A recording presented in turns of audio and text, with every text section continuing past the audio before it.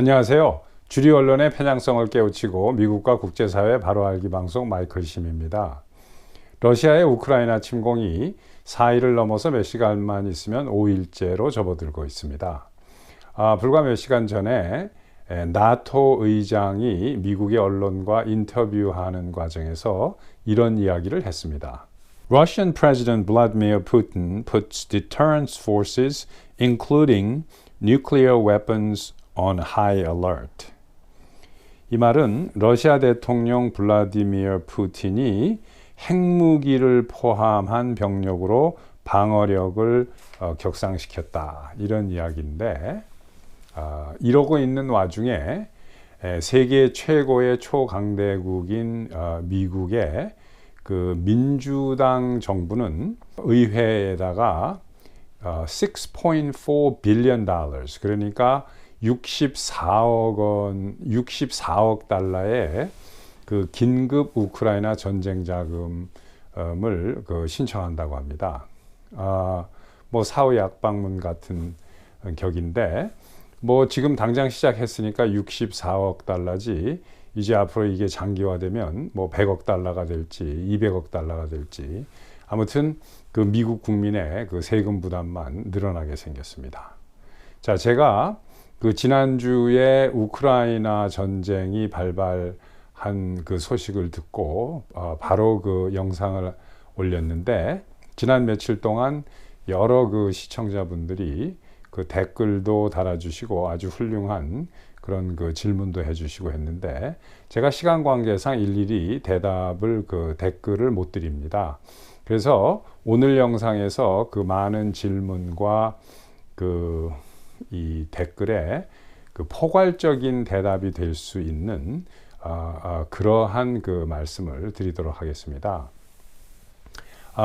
오늘은 세 가지 포인트로 말씀을 드리려고 하는데, 우선 첫 번째는 이렇게 국가의 운명이 이런 그 비운을 맞은 그 배경이 어디에 있는가 하는 그런 그 포인트 하나 하고, 두 번째로는 업데이트된 그러한 상황, 현재 상황, 이런 거를 좀 말씀을 드리고, 그리고 세 번째로는 우크라이나에 전쟁이 일어나는 것을 보면서 전 세계 많은 사람들, 특히 우리 그 한국인들이 어떤 것을 교훈으로 삼아야 되겠는가, 이런 이야기를 순서대로 말씀을 드리겠습니다. 자, 그리고 이번 주에도 저에게 그 후원을 해주신 분들이 몇 분 계신데, 감사의 말씀을 드립니다. 특히 같은 분이 반복적으로 몇 번 이렇게 그 후원을 계속 해주시는 분들이 계신데, 대단히 감사합니다. 저에게는 엄청난 힘이 되고 있습니다. 자, 그럼 오늘의 이야기를 시작을 하겠습니다. 우선 첫 번째 포인트는 어떻게 우크라이나가 이러한 그 비운을 맞았느냐. 그 배경은 물론 우크라이나의 지정학적인 위치에 있습니다. 구소련을 그대로 승계한 러시아와 서방의 가운데에 있기 때문에 그 지정학적 위치 때문에 오는 그러한 원인이 큽니다. 그렇지만 그것은 근본적인 원인이고, 이것을 충분히 방어할 수 있는데도 오늘날과 같이 이렇게 전쟁이 터진 그 직접적인 원인에는 2008년 4월 4일의 그 운명이 안타깝게 바뀐 겁니다. 그럼 2008년 4월 4일에 무슨 일이 있었느냐? 로마니아의 수도인 부카레스트에서 2008년 4월 4일에 나토 연합 20차 회의가 열렸습니다. 이때 나토 연합국의 모임에서 가장 중요한 안건이, 영어로는 이제 유크레인, 그 다음에 조지아 이렇게 이야기하는데, 그쪽 사람들은 우크라이나, 그루지아 이렇게 이야기합니다. 이 두 나라를 나토 연합국에 포함시키는 게 미국의 계획이었습니다. 그런데 여기서 통과가 안 된 게, 독일이 강력하게 반대를 하면서 이 우크라이나가 나토 연합에 들어오질 못했습니다. 물론 독일 하나만 반대를 한 건 아닙니다. 영국도 반대를 했고 프랑스도 반대를 했는데, 그 중에 독일이 제일 강력하게 반대를 하고, 독일은 반대한 것뿐만 아니라 다른 나토 연합국에게 우크라이나가 들어오면 안 된다라는 식으로 계속 로비를 했습니다. 자, 이때 독일 총리가 당시에 그 총리가 된 지 3년 정도 되는 그 앙겔라 머클 독일 그 총리였습니다. 앙겔라 머클 밑에서 외무장관을 하면서 여기에 참석해서 적극적으로 우크라이나가 나토의 연합국에 들어와서는 안 된다라고 외교전을 펼치고 다닌 그 외무장관이 오늘 지금 현재 독일의 대통령입니다. 프랭크 월터 스타인마이어 대통령입니다. 러시아를 불필요하게 자극한다. 그럴 필요 없다. 이렇게 했던 사람인데 이때 그 비하인드 스토리가 조금 있습니다. 어떻게 된 거냐면은 푸틴이 로비를 한 거예요. 그 주최국인 루마니아 대통령과 챈셀러 앙겔라 머클하고를 통해서 부시 대통령을 좀 만나게 해달라. 이렇게 해서 그 로비가 성공을 했어요. 부시 대통령이 처음에 만나지 않으려고 하다가 그 로마니아에서 나토 연합국 회의가 3일간 열렸습니다. 4월 2일하고 3일하고 4일 이렇게 열렸는데 그 4월 4일 날 그 나토 연합국 회의가 끝나자마자 바로 그 다음 날 4월 5일 날 부시 대통령하고 푸틴하고 러시아의 소치에서 회담을 가졌습니다. 그 당시에 미국은 아프가니스탄에서 전쟁을 하고 있는데 군수 물자를 들어보려는 게 좀 문제였습니다. 왜 그러냐면은 그 옆에 나라들이 별로 협조를 하지 않고 해서 뭐 터키도 안 된다 그러고 뭐 이러고 있었는데 러시아가 부시 대통령에게 그 당시에 푸틴이 부시 대통령에게 러시아의 영해, 영토, 영공을 다 열어주겠다. 미 군수 물자가 아프가니스탄으로 들어가는데 미군이 우크라이나나 조지아에 미군 부대를 세우지 않는다면 러시아의 영토와 영공과 영해를 미군이 마음대로 쓰도록 해주겠다. 이런 그 선물을 준 겁니다. 그 부시 대통령한테. 부시 대통령이 그 선물을 받은 거예요. 그래, 알았다. 고맙다. 이렇게 하고 4월 4일 날 그 나토 연합국이 끝나면서 그 공동 합동 성명서를 발표하는데 우크라이나하고 조지아 공화국을 나토로 받지 않기로 결정을 했음에도 불구하고 그 성명서에는 우크라이나와 조지아 공화국의 나토 연합의 가입을 환영한다라고 했어요. 그러니까 그때 환영한다는 게 아니라 미래, 앞으로 몇 년 후에 환영한다라는 이런 성명서를 발표를 했습니다. 독일에서 반대를 했는데도 그런 발표를 했어요. 제가 보기에는 그 미국에서 고집을 피워서 이제 한 것 같은데, 그래 놓고는 미국은 정권이 바뀌었습니다. 오바마 정권이 들어선 거예요. 그 다음 해에. 그래서 8년 동안 오바마 정권은 매우 무책임하게 아무런 그것도 하질 않은 거예요. 그리고 미국의 그 트럼프 정권이 들어와서 4년을 있고 지금 민주당의 또 바이든 정권이 1년이 됐는데, 그나마 지금 이 우크라이나에서 보면은 막 항전을 하고 버팅기고 있죠. 근데 그나마 버팅길 수 있는 것도 트럼프 대통령 덕입니다. 왜냐하면 오바마 8년 동안 무기를 안 줬어요.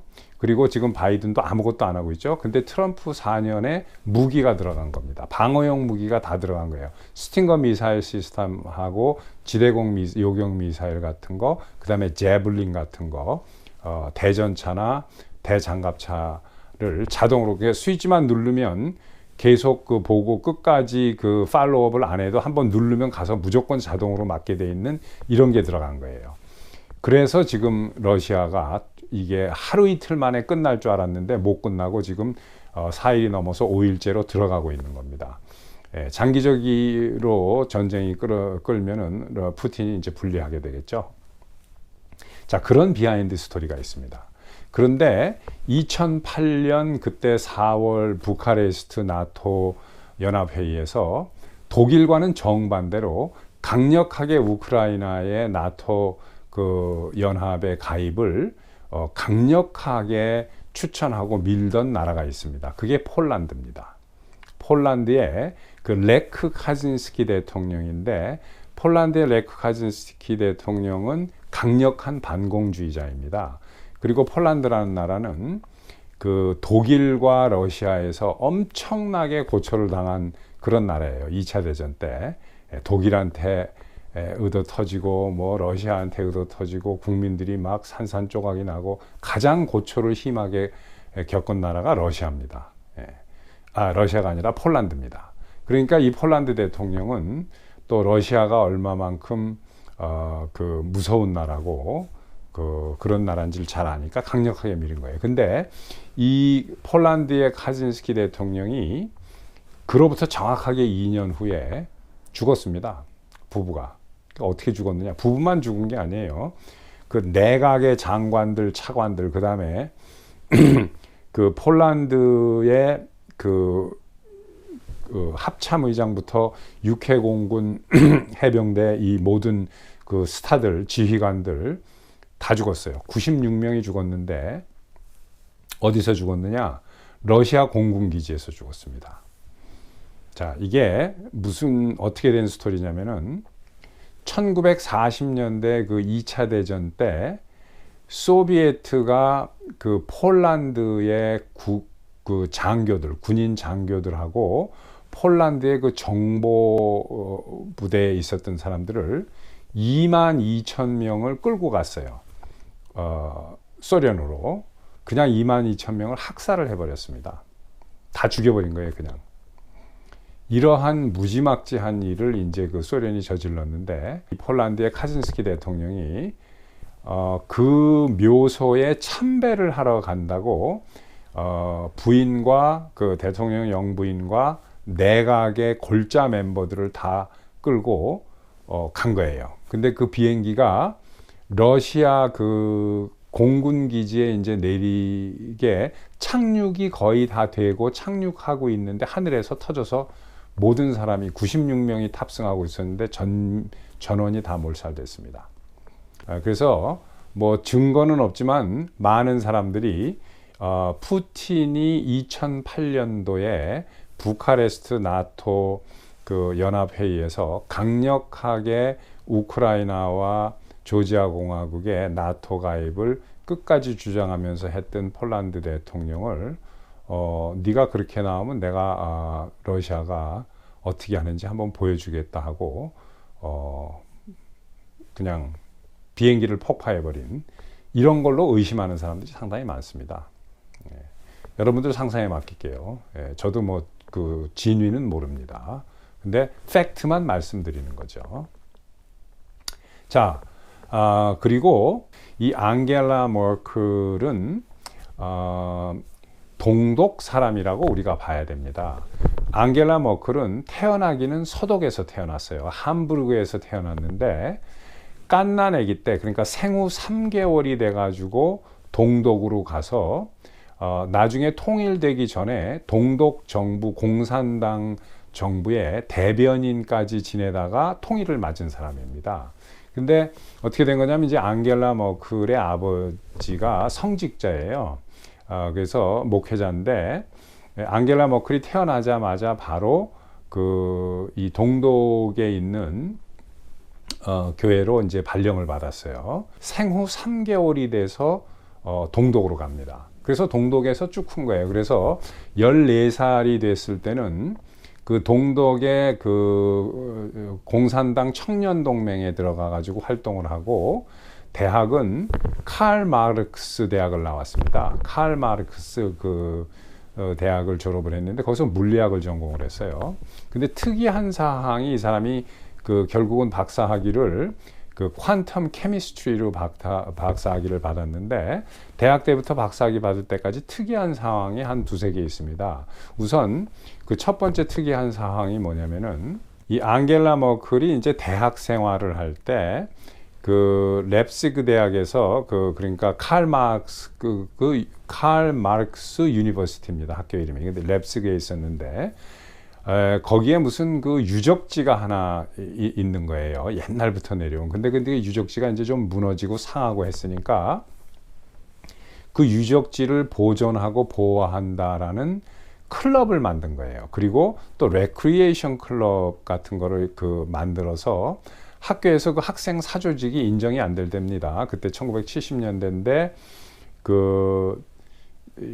독일 공산당에서 절대로 그런 청년 사조직을 인정하지 않죠. 그러니까 당연히 이 사조직을 만들겠다라고 하니까 학교에서 노 해가지고 못 만들었습니다. 그런데 이상하게 나중에 동독 공산당, 그러니까 동독 그 중앙당, 공산당 중앙당에서 이거를 허가하라고 내려온 거예요, 학교로. 그래서 그 앙겔라 머클이 그 학생 사조직을 만들어 가지고 그걸 운영을 했습니다. 예, 그런 그 특이한 일이 있어요. 예, 그리고 또 하나 특이한 일은 뭐냐면 이 박사 학위를 받았을 때 말씀드린 것처럼 이제 그 퀀텀 케미스트리로 학위를 받았는데 학위를 받고 나서는 그 리서치를 연구를 한다는 목적으로 독일의 중앙당에서 동독 공산당에서 이 앙겔라 머클을 86년도에 박사학위를 받고 나서 연구 활동을 시작할 때인데 서독의 마음대로 자유스럽게 들락날락거리도록 허가를 했습니다. 그 당시에 통일이 90년대 그 독일이 통일이 됐는데 통일되기 4, 5년 전부터 앙겔라 머클은 박사학위 받고 리서치 목적으로 서독을 마음대로 들락들던 사람이에요. 그 뭐 서독으로 넘어올라다가 동독에서 뭐 총 맞아 죽고 하는 그런 것도 많이 그 경비원들한테 많이 그 사진에도 나오고 그 다큐멘터리도 보면 보이죠. 베를린에서. 근데 이 앙겔라 머클은 통일 전 4, 5년 전부터 마음대로 서독을 자기 마음대로 들락들었습니다. 좀 특이하죠? 그리고 이번에 우크라이나 전쟁이 일어나게 된 직접적인 원인인 그 내부 원인인 우크라이나의 그 동부의 담바스 지역에 그 도네츠크 공화국, 남쪽에 있는 게 도네츠크입니다. 북쪽에 있는 게 루한스크 공화국이고. 근데 이 도네츠크 공화국하고 그 앙겔라 머클하고 인연이 있습니다. 앙겔라 머클이 학교 다닐 때 러시아어를 아주 유창하게 합니다. 그리고 그 러시아 어학연수를 간 데가 지금 문제가 된 우크라이나 동부의 도네츠크 공화국이에요. 당시에 거기에 가서 러시아어 그 언어 연수를 한 그런 그 인연도 있습니다. 그런데 뭐 또 몇 가지 다른 사건을 보면 그렇게 뭐 완전 빨갱이 같지는 않아요. 그 독일은 14살이 되면 유근드바이어라는 게 있습니다. 유근드바이어. 그러니까 제가 그 독일 말을 잘 못해서 발음이 서투른데 아마 유근드바이어라고 그러는 것 같아요. 이게 뭐냐면 19세기 중반부터 독일에서 내려오는 그 풍습입니다. 성인식 같은 건데 동독에서는 처음에 금지했습니다. 이걸 못하게 했어요. 근데 나중에는 동독과 러시아가 이거를 적극적으로 권장을 하면서 통일 전에는 동독에서는 뭐 거의 누구나 다 하는 그런 식이 돼버렸고 공산당에서 이걸 정치적으로 이용하려고 학생들을 소년단 입단하는 식으로 선서시키면서 공산주의를 불어넣는 걸로 써먹기 위해서 나중에는 적극 권장을 했죠. 그 러시아하고 동독에서는. 그런데 앙겔라 머클은 희한하게 그 이 유근트바이어를 안 했습니다. 안 했어요. 안 하고 그냥 그러니까 동독에서 그 동독 공산당이 적극 추천하는 이런 식인데 이걸 안 하고 그냥 컨펌을 받았습니다. 컨펌이라는 거는 이제 그 confirmation, 그러니까 그 견진성사 뭐 이렇게 얘기하죠. 카톨릭에서는. 그러니까 너무 어린 나이에 세례를 받았으니까 아무것도 모르니까 14살이 되면 뭘 좀 아는 나이가 되니까 이때 뭐 그 영세 공부를 다시 하면서 철든 애한테 다시 한번 주는 거예요. 이거를 confirmation이라고 하는데 이걸 받은 거예요. 그러니까 그런 걸 보고 또 그 박사학위를 받고 나서 교수직을 신청했을 때 독일 공산당에서 그 동료 교수들을 하고 연구원들을 공산당에 보고하라, 스파이 짓을 해라 이렇게 하니까 그 얘기를 듣고 교수직을 포기했습니다. 그래서 뭐 이런 걸 보면 그렇게 뭐 새빨간 빨갱이 같지는 않은데 아무튼 그렇습니다. 제가 무슨 뭐 앙겔라 머클 총리가 뭐 공산주의자다 뭐 어쩌다 이런 건 전 증거는 전혀 없습니다. 그냥 이 사람이 있었던 팩트만 말씀드리는 거예요. 이러한 게 무관치 않다. 그 러시아 편향으로 기우는 게 이제 그런 거죠.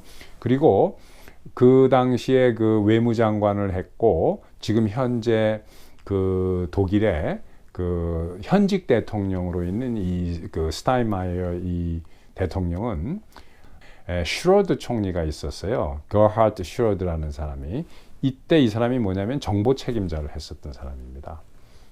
Under Secretary of State라고 해서 차관인데 정보 담당을 했었어요. 그러니까 훤한 겁니다. 이 독일의 정보 쪽으로. 이런 사람들이 궁합이 맞아가지고 한 사람은 그 총리로, 독일 총리로, 한 사람은 외무장관으로 해서 우크라이나가 들어오는 것을 적극적으로 반대한 겁니다. 그리고 미국은 뭐 러시아에서 선물도 받았고 뭐 이런 걸로 해서 또 뭐 주춤했는데 오바마가 들어오면서 그냥 포기해버린 거예요. 아무것도 안 해버린 겁니다. 이런 배경이 있어요. 자, 그리고 두 번째 포인트는 지금 조금 전까지 제가 수집한 그 현 상황입니다.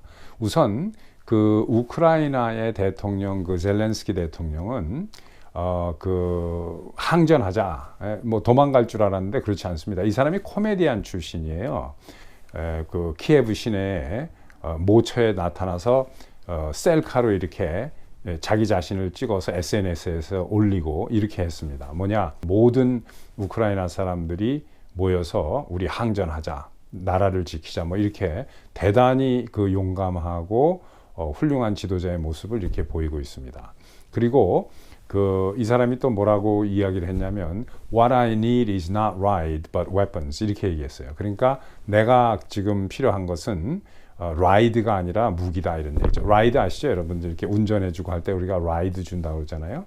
이렇게 훌륭한 이야기를 하면서 지금 자꾸 결집을 시키고 푸틴의 계산으로서는 아마 그 하루 이틀 24시간에서 48시간이면 상황이 종료될 걸로 계산을 한 모양인데 지금 4일이 넘어서 5일째 접어들어가고 있습니다. 이렇게 되면은 푸틴이 이제 불안해질 수밖에 없죠. 왜냐하면 장기전으로 가게 되면 우크라이나가 유리해집니다. 아무래도 자기네 홈그라운드이기 때문에 쳐들어온 그 러시아 그 군대는 지리에도 박지 못하고 해서 이제 밀리게 되고 미국이 드디어 그 바이든이 무기를 주기 시작을 하는 것 같아요. 그런데 좋은 소식은 여태까지 계속 반대를 하던 독일이 독일 무기를 제공하기로 했습니다. 독일에서 무기가 지금 제공하는 거를 오케이를 했고 국방 예산도 2% 이상 올린다고 얘기를 했고 독일이 이렇게 나오니까 이번에 네덜란드하고 주변의 나토국들이 전부 다 돌아서고 있습니다. 우크라이나를 돕자라는 식으로. 그리고 또 하나는 미 국무성에서 지금 칼린스그라드 이야기가 나옵니다. 칼린스그라드가 뭐냐면 폴란드하고 발트해 3국 사이에 조그마한 땅이 있는데 칼린스그라드라는 게 있습니다. 이게 러시아 땅이에요. 러시아 본토하고는 떨어져 나와 가지고 이쪽 유럽의 발트해 3국과 이 리투아니아하고 폴란드 사이에 있는 이게 어떻게 러시아 땅이 됐냐면 2차 대전이 끝나고 러시아와 미국은 그때 같은 우방국의 연합국이었으니까 미국에서 이 러시아가 이 땅을 가지고 싶다고 하니까 미국에서 이거를 그렇게 하라라고 하면서 어그리를 해준 거예요. 포츠담 선언에서. 그래서 이 러시아 본토에서 뚝 떨어져 있는 땅이 러시아 땅이 된 겁니다. 그 당시에는 미국하고 소련이 우방 관계였으니까 2차 대전 때는. 그런데 지금 미 국무성에서 이것을 조심해라. 이게 우크라이나의 야욕을 너무 심하게 보이면 이 칼린스그라드를 미국이 점령한다라는 말을 지금 흘리기 시작을 하고 있습니다. 그러니까 함부로 경고망동하지 마라. 이제 이런 이야기예요. 그러니까 2차 대전 때 준 땅을 뺏겠다는 얘기죠. 자, 여기까지 나오니까 푸틴이 매우 불안하고 지금 초조할 수밖에 없는 그런 상황입니다. 자, 그리고 마지막으로 세 번째는 이번에 그 우크라이나 사태를 보면서 우리가 특히 한국 사람들이 이번 계기를 통해서 그 교훈을 얻어야 되는 점을 말씀을 드리겠습니다. 지금 한 가지 틀림없는 것은 유일한 슈퍼파워인 초강대국 미국 하나가 전 세계를 호령해 오던 세월이 계속돼 왔어요. 지난 30년 동안. 그런데 이미 몇 년 전부터 미국이 특히 트럼프 대통령이 전 세계의 글로벌 파워를 더 이상 하지 않겠다. 미국이 너무나 경제적으로 손실이 많다. 이러면서 그 Make America Great Again, 뭐 America First 이렇게 가면서 전 세계의 글로벌 슈퍼파워로서의 역할을 좀 줄이는 거예요, 미국이. 예, 이러다 보니까 미국의 외교 정책의 변화 때문에 유럽이나 아시아 지역에서 골목대장을 하려고 하는 놈들이 나오는 겁니다. 이게 러시아하고 중국이에요. 그러니까 한국이 지금 정신을 똑바로 차려야 되는 거는 미국은 글로벌 슈퍼파워입니다. 그런데 미국이 스스로 이 역할을 자꾸 줄이려고 하는 거예요. 경제적으로 부담이 되니까. 그런데 이 틈을 타서 2등, 3등 하는 나라가 중국, 러시아 같은 나라가 자기 지역 내에서 골목대장을 하려고 하면서 주변에 힘약한 나라를 슬슬 건드려가면서 이제 불장난을 한번 해보려고 하는 겁니다. 그러니까 세계적인 글로벌 슈퍼파워하고 지역적인 리지널 파워를 혼동하는 우를 범해서는 절대 안 됩니다, 한국이. 그래서 이렇게 그 옆에 그 강한 나라 옆에 붙어 있는 힘없는 나라는 외교 정책이라든가 이런 것을 정확하게 분석하고 올바른 행동을 해야 됩니다. 한국 같은 나라가 그 주변에 강대국으로 둘러싸여 있죠. 중공이 있고 러시아가 있고 일본이 있습니다. 이 세 나라는 세계적인 파워예요. 러시아, 중공, 일본은. 그런데 여기서 한국이 어느 나라와 가까워야 되고 어느 나라와 그 국제관계가 군사라든가 외교라든가 또는 경제라든가 이런 게 어떻게 얼라인먼이 돼야 되는 것은 한국 사람들이 잘 알아서 판단을 해야 되는 겁니다. 여기서 확실하게 깨달아야 되는 게 뭐냐면 한국은 불과 반세기 전에 가난으로 따지다면 세계에서 둘째가라면 서러울 정도로 그렇게 가난한 나라였어요. 오늘날의 아프가니스탄이라든가 아프리카 국가보다도 더 가난한 나라였습니다.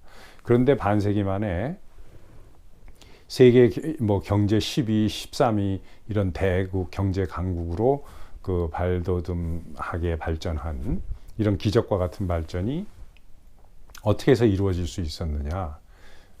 그걸 잘 생각을 해봐야 돼요.